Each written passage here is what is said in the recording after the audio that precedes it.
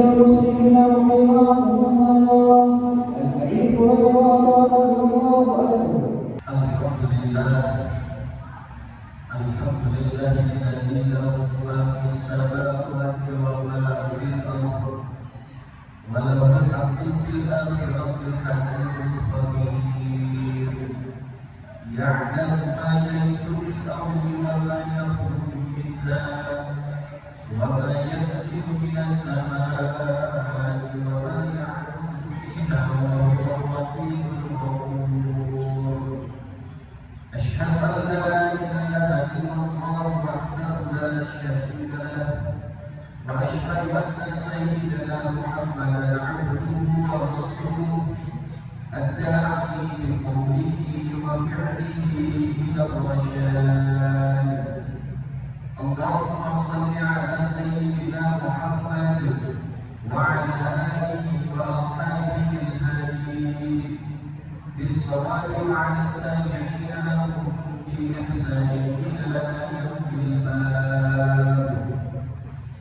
أما بعد فيا أيها الناس اتقوا الله حق تقاته ولا تموتن إلا وأنتم مسلمون. فقد قال الله تعالى في القرآن الكريم ما يلفظ من قول إلا لديه رقيب عتيد. صدق الله العظيم وصدق رسوله وبعده. Hadirin jemaah salat Jumat rahimakumullah, mari sama senantiasa kita selalu meningkatkan kualitas iman dan takwa kita kepada Allah Subhanahu wa taala. Salah satunya yaitu dengan cara memperbanyak ucapan syukur, melafazkan kalimat alhamdulillahirabbil alamin. Di dalam Al-Quran Allah Subhanahu wa taala mengingatkan kepada kita, la in syakartum la azidannakum wa la in kafartum inna 'adzabi lasyadid. Kata Allah, jika kau syukuri atas nikmatku yang kecil, maka akan kutambah. Dan jika kau kufur atau tidak bersyukur terhadap nikmat yang kecil itu, sesungguhnya azabku sangat pedih. Kemudian salawat dan salam kita hadiahkan kepada junjungan kita Nabi besar Nabi Muhammad sallallahu alaihi wasallam dengan mengucapkan Allahumma shalli ala sayyidina Muhammad wa ala ali sayyidina Muhammad. Mudah-mudahan dengan senantiasanya kita berselawat kepada beliau, senantiasa pula kita mendapatkan syafaatnya baik di dunia maupun di akhirat kelak. Amin. Amin ya rabbal alamin. Hadirin jemaah salat Jumat rahimakumullah, ada satu daripada anggota tubuh kita yang paling banyak bergerak dibandingkan dengan anggota tubuh yang lainnya. Apa dia? Dia adalah lidah. Hadirin, karena lidah ini tidak berpulang, maka dia sangat mudah sekali untuk digerakkan. Sejak dari tadi pagi hadirin sampai siang hari ini, bahkan kita sendiri tidak bisa menghitung berapa banyak kata-kata yang sudah kita keluarkan. Tetapi hadirin, tahukah kita, karena lidah ini adalah anggota tubuh yang paling kecil, maka dia yang paling banyak bergerak. Maka lidah adalah sumber daripada banyaknya menimbulkan dosa. Rasulullah SAW bersabda di dalam hadis riwayat Imam Bukhari, kata Rasul, aktsarul khataaya ibni Adam, dosa yang paling banyak dilakukan oleh anak cucu Adam, dosa yang paling banyak dilakukan oleh manusia adalah dosa lisan, dosa yang keluar daripada lidahnya.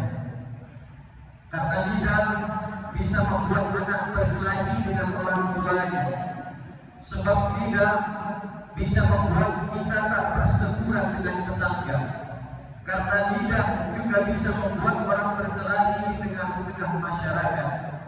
Begitulah besar dosa yang diakibatkan oleh lidah yang kita miliki.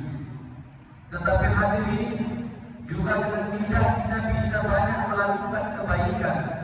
Dengan lidah kita bisa menyampaikan tausiah, Dengan lidah kita bisa menyampaikan nasihat dan pesan-pesan agama. Sejatinya, sebenarnya banyak manfaat kebaikan yang bisa kita hasilkan daripada lidah kalau kita pandai memanfaatkannya. Kita kutip dari sebuah kisah salah seorang ulama, namanya adalah Luqmanul Hakim. Suatu ketika Luqmanul Hakim diminta oleh seorang raja untuk menyembelih seekor kambing. Lalu kemudian Luqmanul Hakim memenuhi perintah rajanya, dia sembelih seekor kambing. Lalu raja katakan kepada dia, Luqmanul Hakim, ambil bagian terbaik daripada kambing tersebut, berikan kepada aku. Lalu hadirin, Luqmanul Hakim mengambil daripada lidah kambing tersebut, dia antarkan kepada raja yang memintanya. Lalu kedua kalinya raja itu memerintahkan kepada Luqmanul Hakim, wahai Luqmanul Hakim, sembelih satu ekor kambing lagi, lalu ambil bagian mana yang terbaik menurutku, berikan kepada aku. Kali keduanya Luqmanul Hakim sembelih seekor kambing, lalu dia ambil bagian lidah daripada kambing tersebut, dia antarkan kepada rajanya. Kemudian yang ketiga kalinya Luqmanul Hakim diperintahkan oleh rajanya untuk menyembelih seekor kambing lagi, lalu ambil bagian yang terbaik menurutku Luqmanul Hakim, berikan kepadaku. Dilakukan oleh Luqmanul Hakim. Lalu kemudian lagi-lagi Luqmanul Hakim mengambil daripada lidah kambing tersebut, dia berikan kepada raja itu. Raja heran, kemudian dia bertanya kepada Luqmanul Hakim, wahai Luqmanul Hakim, kenapa 3 kali memerintahkan kepadamu untuk menyembelih kambing, berikan bagian terbaik dari kambing itu kepadaku, 3 kalinya mau berikan bagian lidah daripada kambing itu?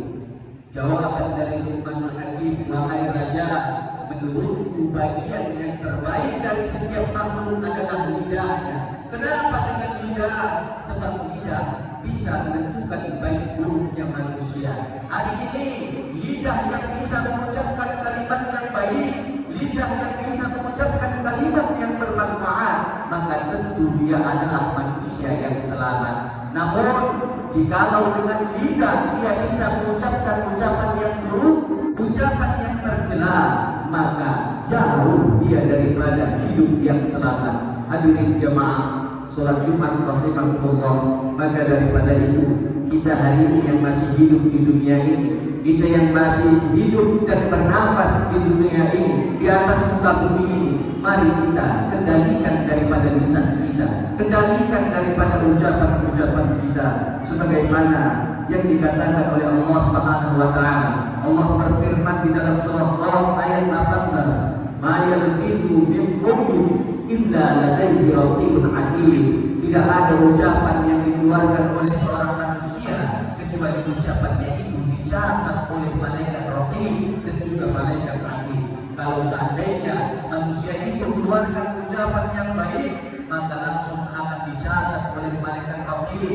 Kalau seandainya dia keluarkan ucapan yang buruk, maka langsung dicatat juga oleh malaikat 'atid.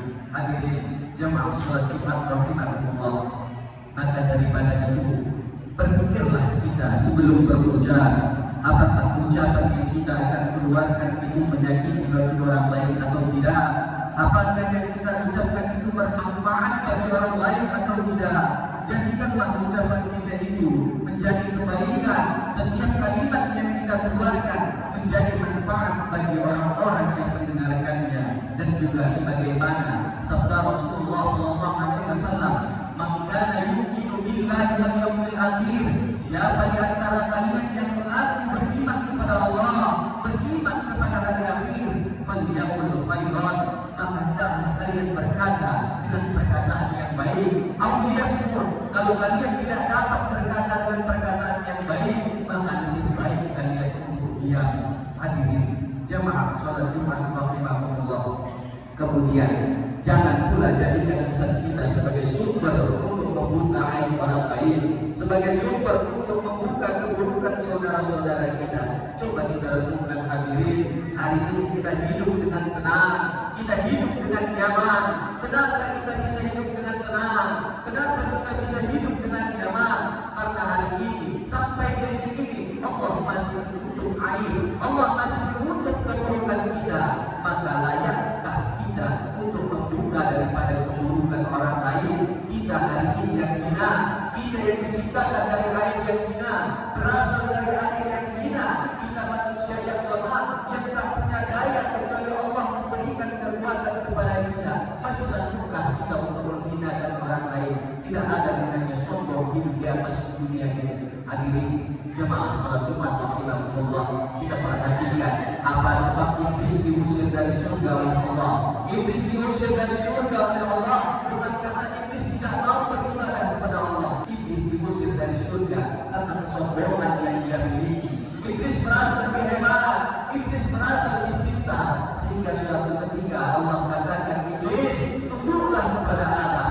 Lalu iblis dengan sombongnya menjawab, ya Allah, aku tidak akan tunduk kepada Adam karena aku diciptakan dari api, sedangkan Adam diciptakan dari tanah. Hadirin yang perlu kita pahami bahwasanya Allah tidak pernah katakan api lebih hebat daripada tanah, tetapi dengan terlalu pintarnya, dengan terlalu sombongnya iblis yang memikirkan dan memahami semua itu. Maka daripada itu hadirin, jangan pernah kita membuat orang lain terhina, jangan kita pernah mengucilkan, merendahkan orang lain, apalagi sampai membuat hatinya terluka. Sebagai penutup, kita kisahkan dari salah seorang ulama namanya Abu Yazid Al-Bustami.